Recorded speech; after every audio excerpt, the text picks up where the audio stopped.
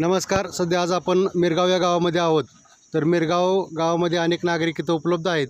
तर त्यांचा आज कौल जाणून घेऊया की आज माढा लोकसभा मतदारसंघामध्ये कोणता उमेदवार आहे आणि कोणता उमेदवार चांगला आणि कोणत्या उमेदवाराला ते मतदान करणार आहेत. तर दादा, आपण उमेदवार आहेत अनेक. तर मिरगाव गावामधून कोणत्या उमेदवाराला आपली पसंती आहे? रणजितसिंह निंबाळकर. रणजितसिंह निंबाळकर. काय कामं रणजितसिंह दादा निंबाळकर यांनी केलेली आहेत, काय वाटतं आपल्याला? आता चालूला पाण्याचा प्रश्न त्यांनी सोडवलेला आहे. बरं आपल्या फलटण तालुक्यात RT ऑफिस आणलेलं आहे. बरं आता साखरवाडीला तहसील ऑफिस चालू होतं आहे. अशी बरीच कामं त्यांच्या माध्यमातून झालेली. त्यांच्या माध्यमातून चांगली कामं झालेली आहेत. परंतु काम चालू आहे. परंतु आता सध्या रघुनाथराजे नाईक निंबाळकर असतील, हे त्यांच्या सध्या विरोधामध्ये उभे राहिलेले आहेत. तर काय वाटतं, त्याचा काय आता परिणाम पडेल? स्थानिक उमेदवार म्हणून त्यांना काहीच फरक पडणार नाही. काय फरक पडणार नाही तालुक्यातून काहीच नाही. दादा, तुम्ही अनेक लोकसभा निवडणुका पाहिलेल्या आहेत. तर कोणता उमेदवार चांगला आहे आणि कोणत्या उमेदवाराला आपलं मतदान देणार आपण? भाजप पक्षाच्या उमेदवाराला मतदान करणार. मिरगावमध्ये रणजित नाईक निंबाळकर मिरगावमधून रणजितदादांना आपली पसंती आहे. हा, पसंती आहे. तर का बरं, का पसंती आहे? काय कामं झाली? काम ठीक आहे. कामकाज चांगलं आहे. हा. आणि सामान्य लोक जर समजा त्यांच्याकडे गेले तर कसा रिस्पॉन्स भेटतो त्यांना? काय फुल रिप्रेझेंट भेटतो. चांगली कामं चांगली होते. हां, माणसाची गैरसोय दूर करण्याची मार्ग आहे. गैरसोय दूर होते. हा, भाजप पक्षाचे आहेत. आणि स्थानिक उमेदवार असल्यामुळे काय तसा परिणाम काय वाटतो? काही परिणाम होऊ शकत नाही. 101% निवडून येऊ शकतात. 100% रणजितदादा निवडून येऊ शकतात. पण सध्या फलटण तालुक्यामधून आता आपण पाहतो रघुनाथराजे यांनी सुद्धा त्यांना विरोध केलेला आहे. तर त्याचा काही परिणाम होईल का? काही परिणाम होत नाही. काही परिणाम होत नाही.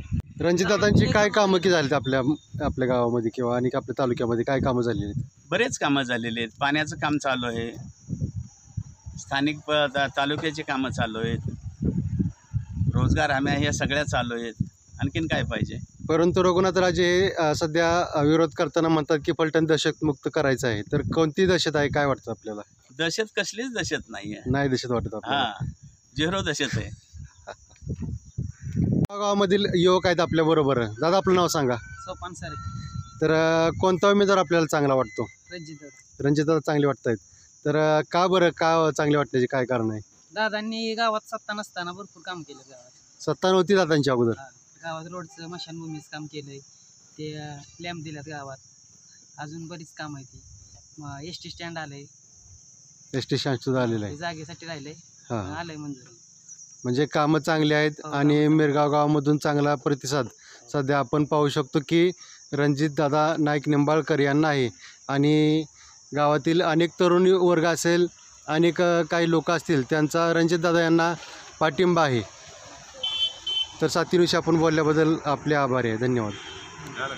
दादा, नमस्ते. आज मिरगाव या गावामध्ये आपण आलेलो आहोत. तर दादा, प्रथमतः आपलं नाव सांगा. नारायण अंकुश जाधव. आज माढा मतदारसंघामधून अनेक उमेदवार रिंगणामध्ये आहेत आणि लोकसभा निवडणुकीसुद्धा लागलेली आहे. तर काय वाटतं आपल्याला, कोणत्या उमेदवाराला आपला पाठिंबा असेल? आपला पाठिंबा मोहिते पाटलांना. धैर्यशील मोहिते पाटील यांना पाठिंबा असेल. हा, पाटील. का बरं, त्यांना का पाठिंबा आपला असेल? त्यांचं कार्य चांगलं आहे म्हणून त्यांना पाठिंबा. कार्य चांगले आहे. आणि शरद पवारांचे त्यांनी सोडलेलं नाही. शरद पवारांना. आणि शरद पवार म्हणजे आपला शेतकऱ्याचा मित्र आहे. शेतकऱ्याचे मित्र शरद पवार साहेब असल्यामुळे आपण त्यांच्या पाठीशी आहात. दादा, मोहिते पाटलांनाच का आपला पाठिंबा असेल? मोहिते पाटलांचं कामकाज आणि मोहिते पाटील शरद पवाराला सामील असल्यामुळं शरद पवार आपल्याला काय आहे, हा पक्ष पाहिजे. शेतकऱ्याला जर योग्य असेल ना तर शरद पवार साहेब. पवार साहेब पाहिजे तुम्ही म्हणताय, पण अनेक कार्यकर्ते म्हणजे अनेक नेते पवार साहेबांना सोडून गेले. आणि सोडून जरी गेले ना, शरद पवाराच्या ते शरद पवाराजवळ आली, मोठी झाली आणि परत शरद पवारांना सोडून गेली. म्हणून आपण आता शरद पवारांना सोडायचं नाही, तुतारीलाच हे वर काढायचे आपण. तुतारीला वर काढायचं म्हणजे तुमचं मतदान हे तुतारीला असेल आणि तुतारीला तुमचा पाठिंबा पूर्णपणे असेल. पूर्णपणे तुतारीच्या वर मतदानच आम्ही कुणाला करणार आणि कुणाचं ऐकणार सुद्धा नाही. लोकसभा निवडणूक चालू आहे आणि आपला पाठिंबा सध्या कोणाला असेल? धैर्यशील मोहिते पाटीलला पाठिंबा असेल आपला. तर ते उमेदवारीला सध्या आहेत. तर का बरं त्यांना का तुमचा पाठिंबा असेल? मिरगाव या गावातून कामकाज चांगलं आहे. काम चांगलं आहे म्हणून तुमचा पाठिंबा असेल. धन्यवाद. नमस्ते. नमस्कार. नाव सांगा आपलं. निवृत्ती खताळ, गाव मिरगाव. गाव मिरगावचे आपण आहात. तर आता सध्या लोकसभा निवडणूक चालू आहे. तर कोणत्या उमेदवाराला आपला पाठिंबा असेल? आमचा पाठिंबा फलटण तालुक्याचे बागी विधाते श्रीमंत रघुनाथ राजा निंबाळकर हे आम्हाला ज्यांना सांगतील त्यांना आम्ही मतदान देऊ. म्हणजेच आम्ही शरद पवार साहेबांच्या पाठीमागं, तुतारीच्या पाठीमागं आम्ही 100% राहणार आहे आणि तुतारीला चांगल्या प्रकारे निवडून देणार आहे. तुतारीला तुमचा 100% पाठिंबा असेल. पण अनेक नेते पवार साहेबांना सोडून गेले, तर तुमचा पाठिंबा पवार साहेबांना का? तसे पवार साहेबांनी शेतकऱ्यांसाठी भरपूर काही गोष्टी केलेल्या आहेत. 2 वेळा कर्जमाफी केलेली आहे आणि शेतकऱ्यांचा राजा म्हणून त्यांना लोक मानत आहेत. सर्वसामान्य जनता मानत आहे. सर्व शेतकरी बांधव त्यांना मानत आहे. आणि शरद पवारांसारखा नेता, साहेबांसारखा नेता पुन्हा ह्या महाराष्ट्राला लाभणार नाही. त्यामुळे सर्वांनी पवार साहेबांच्या पाठीमागं ठामपणे उभं राहिलं पाहिजे. तुतारच्या पाठीमागं ठामपणे उभं राहिलं पाहिजे. आणि तुम्ही जे आता क्वेश्चन केला की पवार साहेबांना जे काय सोडून गेलेलं आहे, ते सोडून गेल्याचा पवार साहेबांचा एकच शब्द आहे की सोडून गेल्याचा विचार करायचा नाही, उगवत्याचा विचार करायचा. पवार साहेबांनी भरपूर काही तालमी त्यांचे कार्यकर्ते तयार केले आहेत. त्या कार्यकर्त्यामध्ये सर्वसामान्य जनतेमध्ये भरपूर कार्यकर्ते आहेत. ते पवार साहेबांबरोबर ठामपणे राहतील आणि तुतारीला बहुसंख्येने विजयी करतील.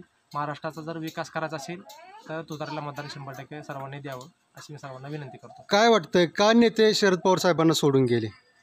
काय शेवट स्वार्थापायी, प्रत्येकाला स्वार्थ असतो. प्रत्येकाला काय गोष्टी असतात, कुणाला काय गोष्टीचं अडचण असते, कुणाचं काय गोष्टीचं काही ठिकाणी अडकलेलं असतं. त्यामुळे त्यांची ती अडचण दूर करण्यासाठी किंवा त्यांचं काही क्वेश्चन पूर्ण क्लिअर करण्यासाठी त्यांनी काही मार्ग निवडला असेल, ते त्यांचा व्यक्तिगत प्रश्न आहे. त्यावरती काय आम्हाला जास्त बोलण्याची गरज वाटत नाही. काही लोक कॅमेऱ्यासमोर येऊन स्वतः बोलत नाहीत, पण पाठीमागं सुद्धा बोलतात की आम्हाला बाबा ईडीच्या भीतीमुळे गेले. तरी खरं आहे का? काही ना ईडीचे असेल, काही नाही काय पांढरे काळे कुळसे केले असतील, तो त्यांचा प्रश्न आहे. त्यांनी त्यांच्या काळामध्ये काय गोष्टी केल्या आहेत, सर्वसामान्य जनतेची त्यांनी कशी वागणूक केली आहे, ती त्यांचा प्रश्न आहे. त्यामुळे त्यांचं काय घोटाळा असेल तर ते ईडी चौकशी असेल किंवा काय गोष्टी असेल ते सरकार त्यांच्यापैकी त्यांची चौकशी करत असेल किंवा त्यांनी ती करावी किंवा का करत असेल, ह्यांना आम्हाला त्याकडे काय आमचं लक्ष नाही जास्त. आज फलटण तालुक्यामधून माननीय श्रीमंत संजीवराजे नाईक निंबाळकर यांना अनेक कार्यकर्त्यांना वाटत होतं की त्यांना उमेदवारी मिळावी, पण त्यांना उमेदवारी मिळाली नाही. तर त्यामुळे अनेक कार्यकर्ते नाराज आहेत. तर त्यांची त्या नाराजी कशी दूर करणार आहात आपण? म्हणजे नेते कशी दूर करणार? कार्यकर्त्यांची नाराजी आता कसे शेवट महाविकास आघाडीमध्ये काही गोष्टी घडून गेल्या. महाविकास आघाडीतून श्रीमंत आपल्या संजीवराजेंनी मागणी केली होती, परंतु एकाच ठिकाणी एकाच तालुक्यामध्ये 2 सीटी देऊ शकत नसल्या कारणाने रणजितसिंह नाईक निंबाळकर दादांना त्या ठिकाणी तिकीट देण्यात आलं आणि बाबांचं तिकीट कमी करण्यात आलं. परंतु बाबांचं कार्य फलटण तालुक्यामधील सर्वसामान्य जनतेसाठी नव्हे तर संपूर्ण फलटण तालुक्यासाठी चांगल्या प्रकारचं कार्य आहे. सर्वसामान्य जनतेसाठी बाबांचं कार्य चांगलं आहे. परंतु बाबांना ह्या वर्षी जरी नाही संधी मिळाली तरी पुढच्या वर्षी नक्कीच बाबांचा विचार केला जाऊ शकतो. काय वाटतंय, काय कामं झालेली आहेत धैर्यशील मोहिते पाटील यांच्या माध्यमातून आपल्या तालुक्यामध्ये किंवा आणखी माढा मतदारसंघामध्ये काय कामं झाली त्यांच्या माध्यमातून? धैर्यशील मोहिते पाटलांची तर आता सध्या काय कामं नाही, ते नवीन उमेदवार आहेत. परंतु त्यांच्या चुलत्याने म्हणून आपण विजयसिंहदादा मोहिते पाटील ज्यावेळेस खासदार होते त्यावेळेस त्यांनी लाईटची व्यवस्था असेल, लाईटसाठी असेल, लोकांना बसण्याचे बस स्टँड असतील किंवा इतर रस्त्याचे प्रश्न असतील किंवा अन्य काही भरपूर प्रश्नावरती त्यांनी काम केलं आहे. भरपूर लोकांचे प्रश्न सोडवले आहेत असं मला बघण्यात माझ्या ऐकण्यात आलेलं आहे. हे 100% खरं आहे. पाणीदार खासदार म्हटलं जातं, तर पाण्याचं श्रेय खरंच श्रेयवाद चालू आहे आणि पाण्यासाठी अनेक लोक श्रेय घेत असतात. तर काय वाटतं, कोणी पाणी आणलं? आता पाण्याचा प्रश्न तुम्ही या ठिकाणी उपलब्ध केला तर पाणी हे प्रथमतः श्रीमंत रामराजे नाईक निंबाळकर, तसेच आपले कैलासवासी सुभाषभाऊ शिंदे आणि दादांच्या वडिलांचंही त्यामध्ये सहकार्य होतं. रणजितदादांच्या वडिलांचं आपले स्वर्गीय हिंदराव नाईक निंबाळकर यांचंही सहकार्य त्या ठिकाणी होतं. त्यांनी पदयात्रा काढली होती पाण्यासाठी. त्यामुळे तिघांनाही श्रेय देऊ शकतो. फलटणच्या जनतेसाठी जो प्रामाणिकपणे काम करेल, फलटणच्या जनतेसाठी अडचण सोडण्याचं जो प्रामाणिक काम करेल त्याच्या पाठीमागं फलटणची जनता 100% राहील. आणि पाणीदार खासदार हे त्यांचं नाव आहे, त्यांनी लोकांसाठी प्रयत्न केलेले आहेत. पण आता चालूच आहे, पण त्यांच्या वडिलांच्या कार्यामुळे त्यांना पाणीदार खासदार म्हणून आपण म्हणू शकतो. त्यांचा प्रयत्न चांगल्या प्रकारे चालू आहे. मिरगाव या गावामधून धैर्यशील मोहिते पाटील यांना किती टक्के मतदान होईल? मिरगाव ह्या गावातून सर्वसामान्य जनतेच्या मुखातून तुतारी हा शब्द निघत आहे. त्याचं कारण आहे की श्रीमंत रघुनाथराज नाईक निंबाळकर बाबांचं कार्य आणि बाबांचं सहकार्य मिरगाव गावाला सतत कंटिन्यू लाभत असतं. विकास कामं बाबा देत असतात. तसेच आता आम्ही तर राजे फॅमिलीला पूर्ण मानणारी माणसे, राष्ट्रवादीला मानणारी माणसे, राष्ट्रवादी शरद पवार गटाला मानणारी माणसं आम्ही आहोत. आणि तुम्ही म्हणताय की किती टक्के सहकारी मिरगावमध्ये होईल, तर माझा अंदाज आहे 60-40 होऊ शकतं. तुतारीला 60% मतदान होऊ शकतं आणि भारतीय जनता पार्टीला 40% मतदान होऊ शकतं, असं सर्वसामान्य लोकांमध्ये बोललं जाते. तर आपण पाहतो की राजे गटामध्ये तुम्ही त्यांच्या पाठीशी आहात, परंतु संजीव राजे नाईक निंबाळकर असतील, श्रीमंत रामराजे नाईक निंबाळकर असतील, तर हे उघडपणे धैर्यशील मोहिते पाटील यांच्या पाठीमागे उभे राहत नाहीत. तर काय आपण याविषयी बोलू शकता?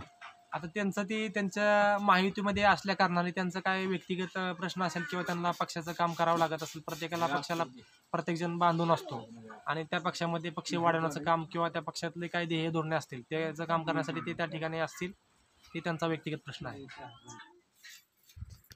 दादा, आपण मतदान कोणाला देणार? आपण तुतारीला मतदान देणार. तुतारी धैर्यशील मोहिते पाटील यांना आपण मतदान देणार. दादा, आपलं मतदान कोणाला असेल? आमचं मतदान शरद पवार साहेबांच्या तुतारीला मतदान 100% आमचं राहील. श्रीमंत रघुनाथराज नाईक निंबाळकर यांच्या महाराष्ट्र निकामी तुतारीला मतदान 100% करणार. तुतारीला मतदान असेल. दादा, आपण कोणाला मतदान करणार? आपण तुतारीला मतदान करणार. तुतारी. धैर्यशील मोहिते पाटील यांना आपलं मतदान असेल. दादा, आपलं मतदान कोणाला असेल? तुतारीलाच असणार. तुतारीला मतदान असेल.